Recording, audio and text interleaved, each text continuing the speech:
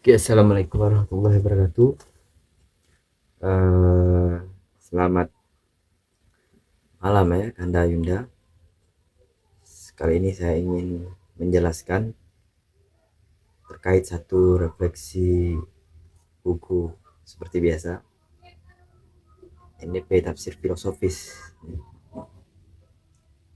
Di buku ini kemarin telah saya refleksikan satu tema pengantar ya, yaitu yakinkah kepercayaan layak dipertahankan.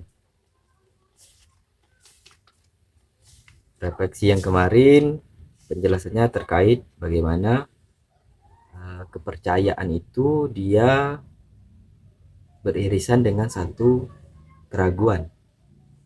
Nah, salah satu hal yang paling jitu untuk mengidentifikasi mana kepercayaan dan mana keraguan itu melalui apakah hal yang dipikirkan dengan hal yang kita tindaki itu mengalami dualitas ataupun mengalami ketidakselarasan ya.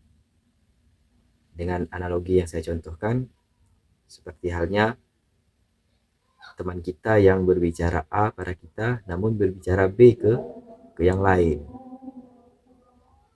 Nah, itu hal-hal yang palsu disebut, atau hal-hal yang palsu itu bukan kepercayaan tapi palsuan. Nah, di refleksi yang kedua ini saya ingin menjelaskan kembali lagi terkait bagaimana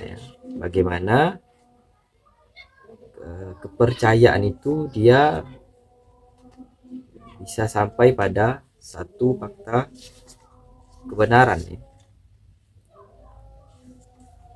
Kalau teman-teman sudah memiliki buku inilah ya, terutama lebih enak untuk kita merefleksikannya. Nah, di buku ini kalau di pembahasan kita yang kemarin itu dilihat dari perspektif filsafat ya. Makanya teman-teman kader-kader HMI itu perlu mempelajari satu metodologi berpikir filsafat ini supaya memasuki atau membaca buku ini pun lebih gampang ya, ataupun lebih mudah karena sudah ada metodologi berpikir.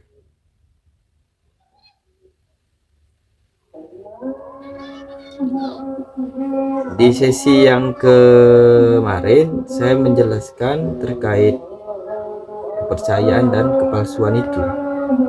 Nah, namun dilanjutin di buku ini ya, Kanda Padun mengutip satu buku Bertauhid dalam Pusaran Zaman ya, Dr. Hakim Melahi. Kata dia apa? Para ahli kejiwaan mengatakan bahwa munculnya masalah kejiwaan di tengah masyarakat dunia saat ini ditimbulkan oleh rasa kekhawatiran yang mendalam tentang masa depan, kemiskinan, takut akan masuk ke dalam suatu himpitan yang dia tidak bisa keluar darinya, takut dari kematian dan ketakutan lainnya. Nah, ketakutan-ketakutan ini, kata dia, tersebut dapat muncul di benak siapapun. Nah, makanya justru di sini kepercayaan yang tidak sampai pada posisi keyakinan itu akan memunculkan satu hal yang seperti yang saya sebut, kekhawatiran, kegelisahan, ketidaktenangan ya. Tentu saja ya, hal ini kata dia hanya bisa dijawab dan hanya bisa ditenangkan oleh suatu kepercayaan yang benar-benar diyakini. Maka kata Cak Nur apa? Kepercayaan ini adalah sebuah proses manusia untuk Untuk mendapatkan satu kebenaran yang mutlak ya, yang objektif.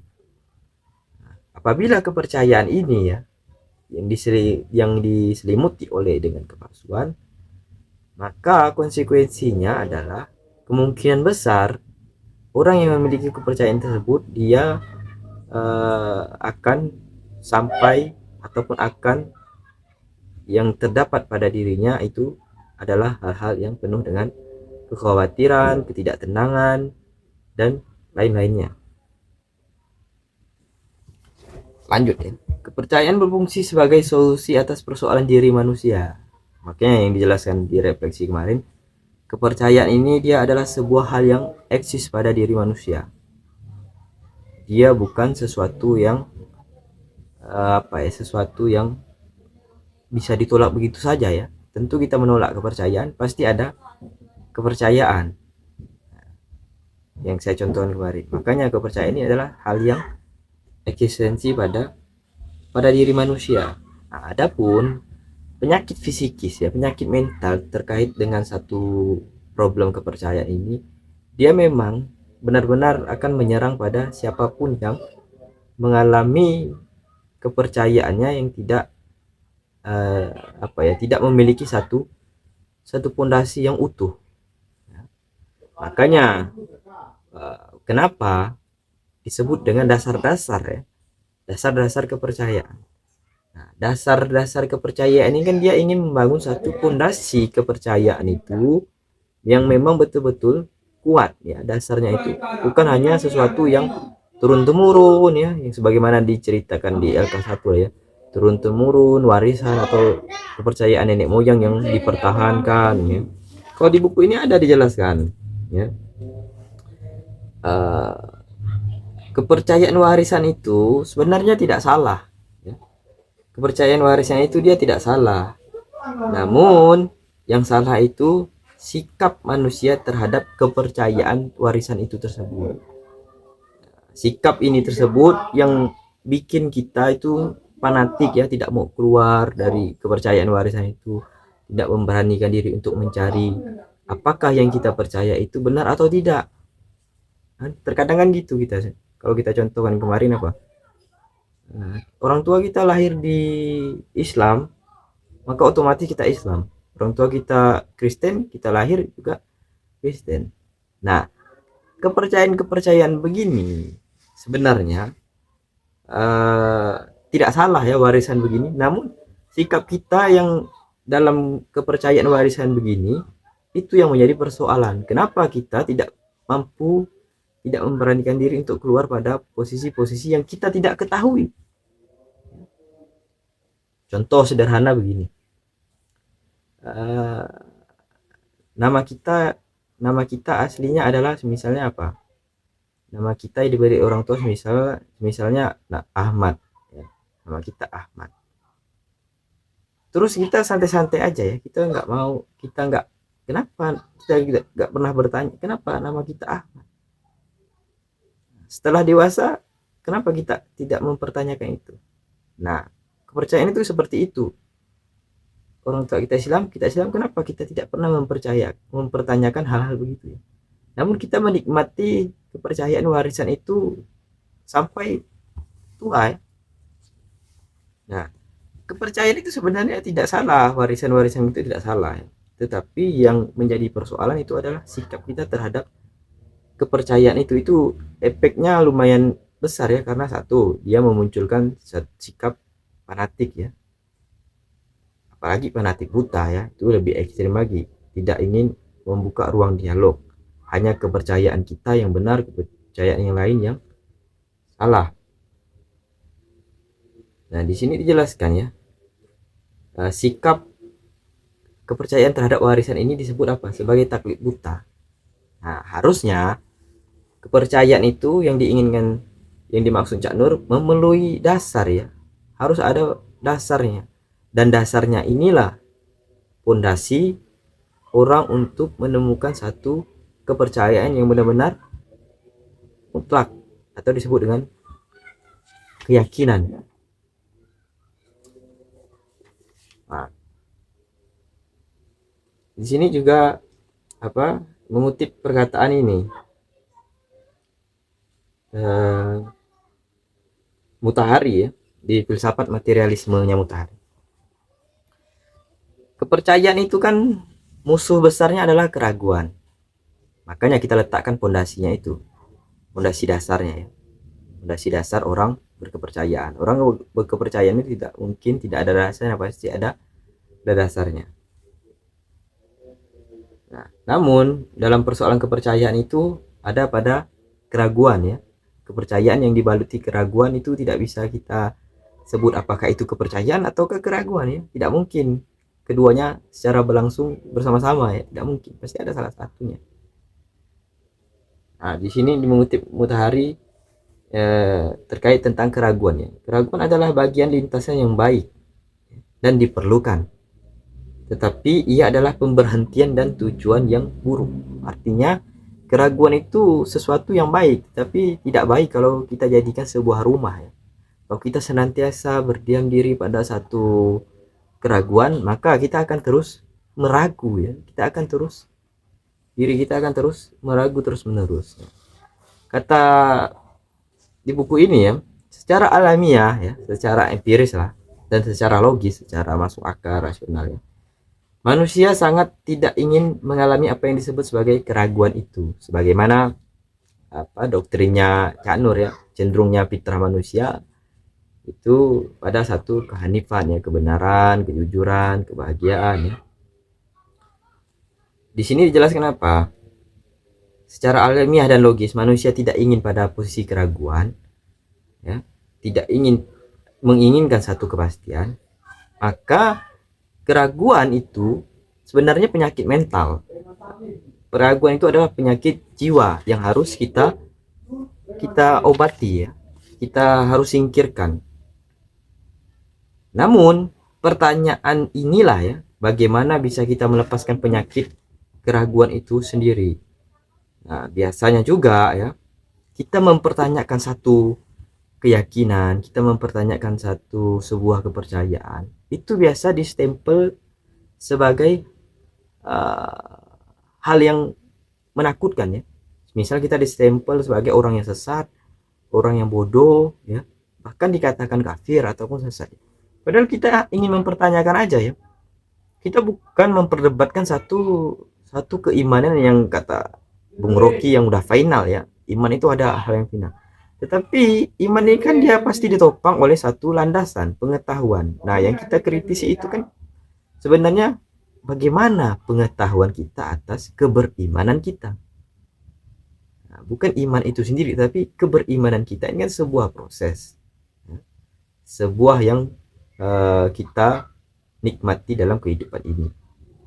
Maka sudah sepatutnya kalau keimanan itu, kepercayaan itu, ataupun kita menuju keyakinan itu adalah sebuah proses, sudah sepatutnya kepercayaan kita itu kita uji coba dengan satu, berbagai macam tawaran Cak Nur ya, ada kekuatan empiris melalui metodologi sejarah segala macam, ataupun kekuatan wahyu dan kekuatan rasional ya, akal kita.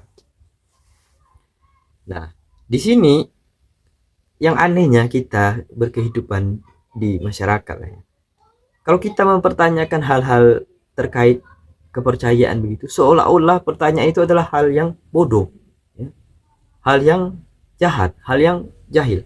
Padahal manusia ini kan dia ingin melepaskan satu keraguan itu pastilah dengan pertanyaan-pertanyaan. Alangkah mengerikannya ya kalau waktu kecil kita mempertanyakan kepada orang tua kita ya,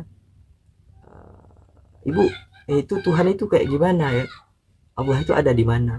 Justru orang tua kita mematikan nalar kritis kita waktu kecil ya. Akhirnya kita ingin bersuara terkait tentang kepercayaan kita itu sudah dimatikan pada kita saat kecil itu sendiri ya.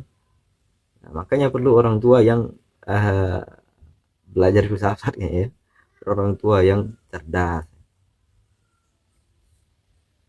Lantas ya, bagaimana bisa menghilangkan keraguan sementara pertanyaan-pertanyaan itu di sekeliling masyarakat kita sering muncul ya. Kalau kita mempertanyakan kepercayaan kita tuh sering diintimidasi dengan kamu bodoh, kamu jahat, kamu jahil ya, bahkan kamu sesat. Nah, di sini dijelaskan contoh sederhana kita dalam sehari-hari kita sudah percaya setulus-tulus hatinya kita ya. Bahkan setiap hari kita mendengarkan siraman rohani, ceramah-ceramah agama, ceramah ustadz, pergi pengajian.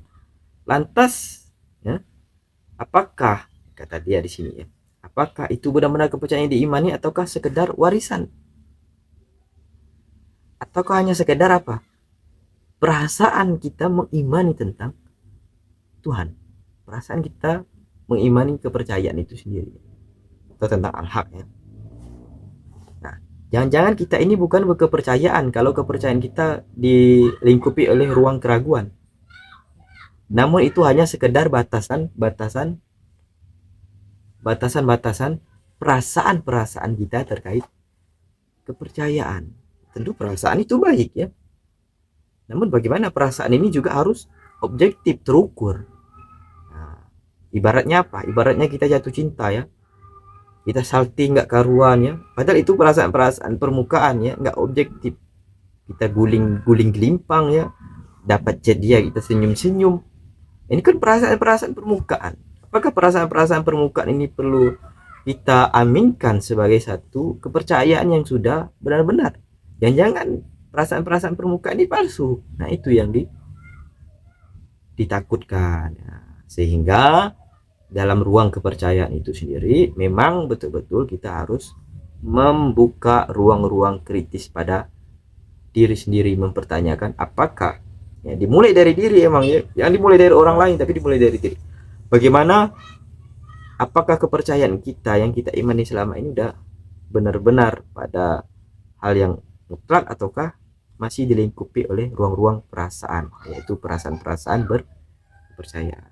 Mungkin sekian dulu ya pembahasan dari saya tutup. Assalamualaikum warahmatullahi wabarakatuh. Jangan lupa like, comment, and subscribe.